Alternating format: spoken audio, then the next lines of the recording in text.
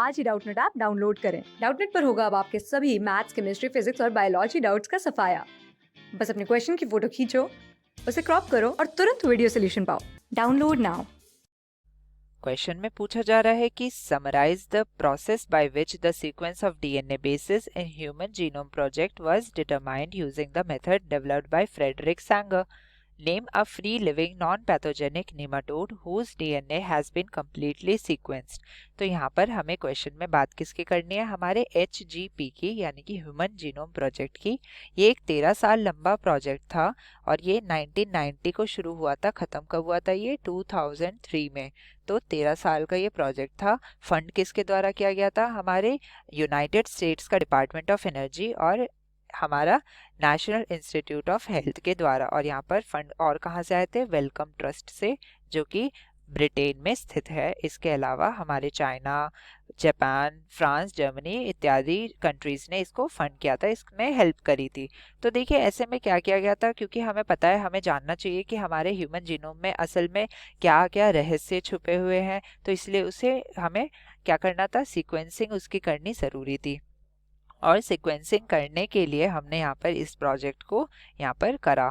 तो अगर मैं बात करूँ क्या प्रोसेस था जिससे कि हमने डीएनए को सीक्वेंस करा, तो देखिए यहाँ पर सबसे पहले हमने एक यहाँ पर ह्यूमन लिया. ह्यूमन के सेल से हमने अपने डीएनए को यहाँ पर एक्सट्रैक्ट करा. ये हमने डीएनए ले लिया.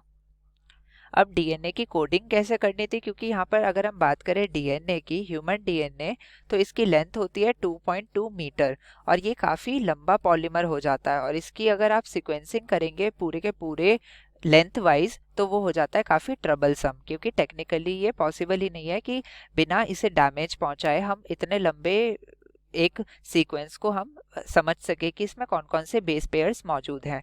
तो हमने क्या करा, हमने इस डीएनए को रैंडमली कट कर दिया. ठीक है, रैंडमली हमने इसे कट कर दिया. कट कैसे करा? फ्रैगमेंट्स में हमने इसमें डाले थे कुछ एंजाइम्स, जिन्हें हम क्या बोलते हैं? Restrictive enzymes. ठीक है, तो रेस्ट्रिक्टिव एंजाइम्स से क्या हुआ, ये काफ़ी सारे फ्रैगमेंट्स में कट गया और रैंडम कट हुआ था ये. ठीक है, छोटे छोटे साइज में, ये स्मॉल साइज फ्रैगमेंट में ये बन गया. ठीक है, स्मॉल साइज्ड फ्रैगमेंट्स.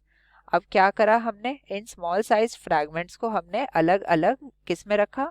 अलग अलग वेक्टर्स में रखा. ठीक है, तो अलग अलग वेक्टर्स कौन से हो सकते हैं? एक होता है हमारा BAC, एक होता है हमारा YAC. ठीक है, BAC क्या है? Bacteria artificial chromosome.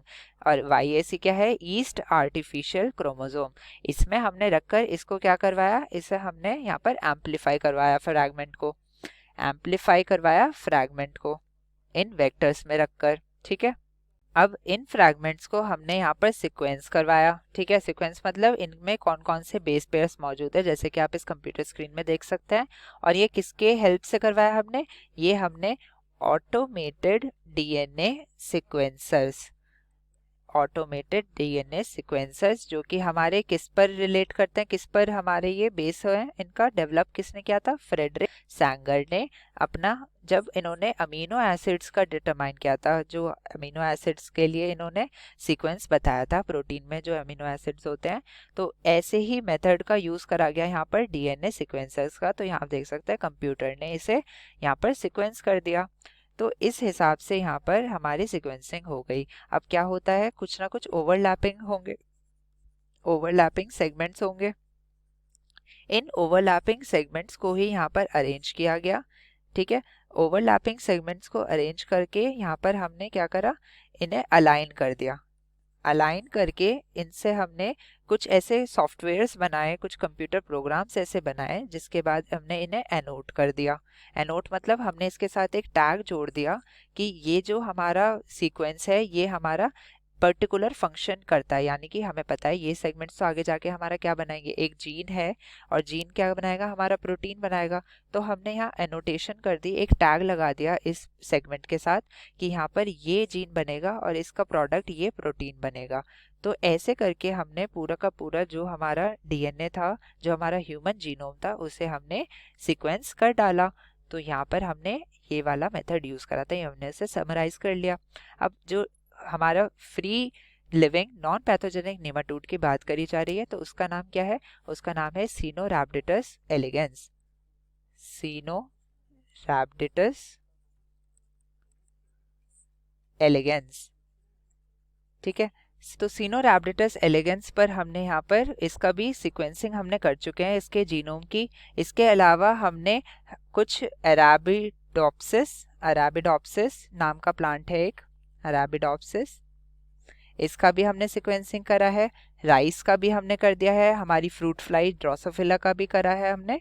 Plant sequencing हमने बेसिकली इनकी कर चुके हैं। तो जहाँ पर नीमाटोड पूछा था तो सिनोरैप्टिडस हमारा फ्री लिविंग नॉन पैथोजेनिक हमारा एक नीमाटोड है, और इसको हम एज अ मॉडल ऑर्गेनिज्म भी यूज़ करते हैं हमारी जेनेटिक स्टडीज़ में। तो ये हमारा आंसर हो जाता है। Thank you. क्लास 6 से 12 से लेके नीट, IIT, जेई मेंस और एडवांस के लेवल तक 10 मिलियन से ज्यादा स्टूडेंट्स का भरोसा। आज ही डाउनलोड करें डाउटनेट ऐप या व्हाट्सएप कीजिए अपने डाउट्स 8400 400 400 पर।